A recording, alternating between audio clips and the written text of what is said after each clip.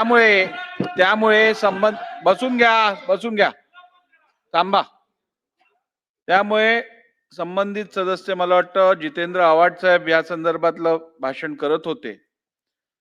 माझी परत एकदा आपल्या सर्वांनाच विनंती राहील की भाषण करत असताना अशा कुठच्याही गोष्टीचा उल्लेख करू नका ज्यातून कोणाच्याही भावना दुखावल्या जातील, राज्यातलं जे चांगलं वातावरण आहे ते खराब होईल असं कुठचंही कृत्य किंवा भाष्य करू नये.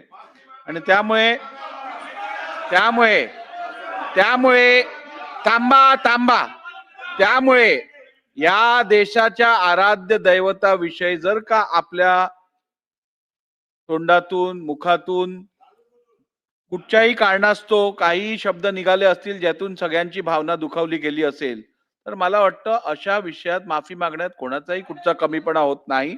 त्यामुळे मला वाटतं आपण जर या विषयात दिलगिरी व्यक्त केली तर ते योग्य ठरेल. थांबा, ऐकून तर घ्या. चला आव्हाड साहेब. मला काही विषय वाढवायचा नाहीये.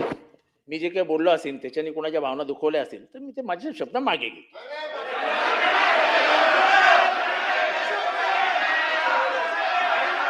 ठीक आहे.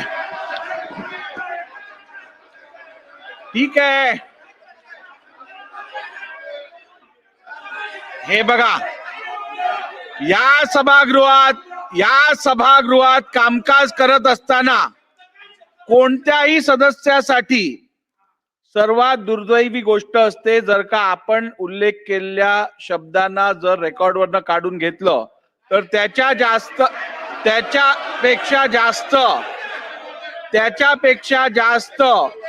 त्याच्यासाठी दुःखद ही गोष्ट होऊ शकत नाही. त्यामुळे दिलगिरी व्यक्त करून टाका. दिलगिरी व्यक्त करा.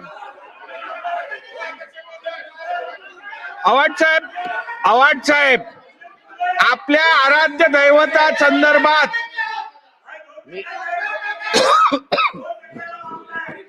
ओ रईस शेख तुम्ही बसा.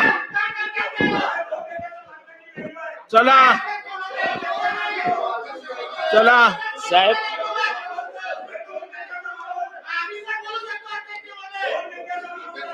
बोला ऐकतोय मी.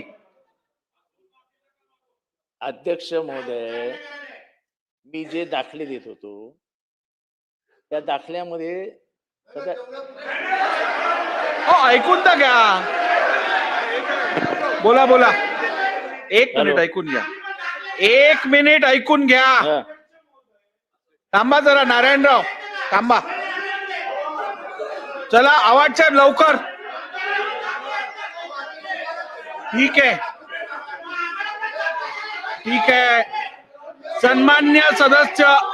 सन्माननीय सदस्य जितेंद्र आव्हाड यांनी आता भाषण करत असताना जे उल्लेख केला, जो छत्रपती शिवाजी महाराजांसंदर्भातला उल्लेख केला, त्या संदर्भात मी त्यांना या सभागृहाची दिलगिरी व्यक्त करण्यासंदर्भात निर्देश देतो. आपण कृपया सभागृहाची दिलगिरी व्यक्त करून माफी मागावी.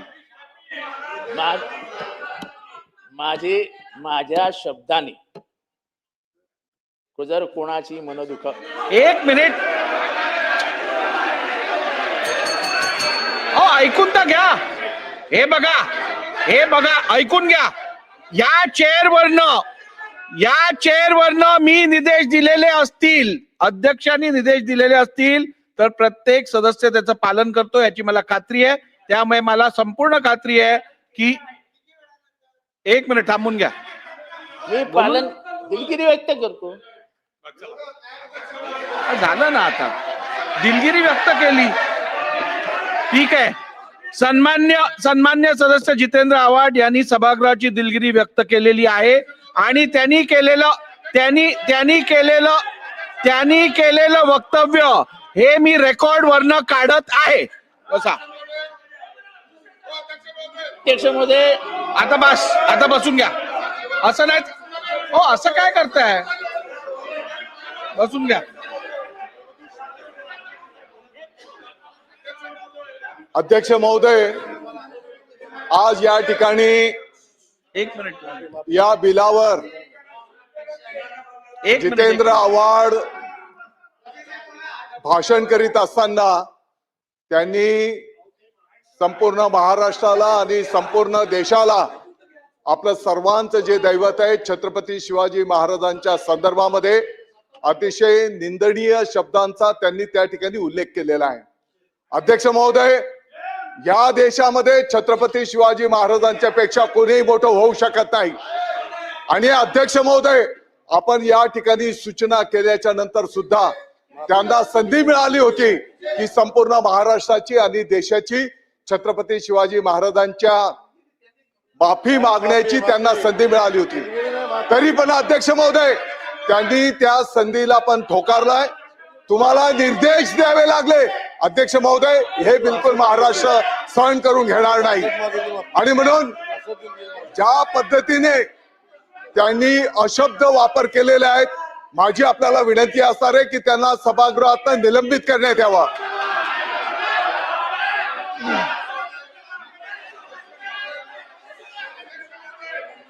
ठीक आहे बसून घ्या. बोला राणे साहेब, बोला. अध्यक्ष महोदय, तुम्ही माफी मागायला सांगितले अध्यक्ष महोदय, तरी पण हातवारे करणं आणि आमच्यावर उपकार करतायत असे जे काय ते दाखवतायत अध्यक्ष महोदय.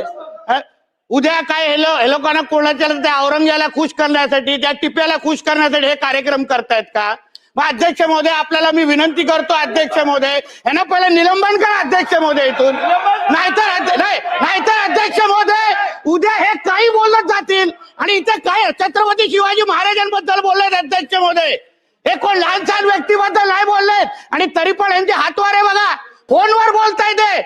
अब्दर काय उपकार करतायत का? एवढं बोलायचं ना, जाऊन बोला ना त्या टिप्या आणि औरंगजेबाबद्दल. जाऊन आम्ही काय बोलणार? पण पहिले ना अध्यक्ष महोदय निलंबित करा. अध्यक्ष महोदय निलंबित करा. एक लक्षात घ्या. अध्यक्ष महोदय, हे असं हे काय प्रकार अध्यक्ष महोदय? ही पद्धत आहे माफी मागायची छत्रपती शिवाजी महाराजांबद्दल. हे अपमान तुम्ही सहन करणार अध्यक्ष महोदय. बसून घ्या. अध्यक्ष महोदय, बघा तुम्ही यांच्या हातवारे बघा. एक लक्षात घ्या. या सभागृहात एखाद्या विषयावरती मी निर्देश दिल्यानंतर, त्या निर्देशाचं पालन झाल्यानंतर त्यांनी दिलगिरी व्यक्त केलेली आहे, त्यांनी सभागृहाची माफी मागितलेली आहे.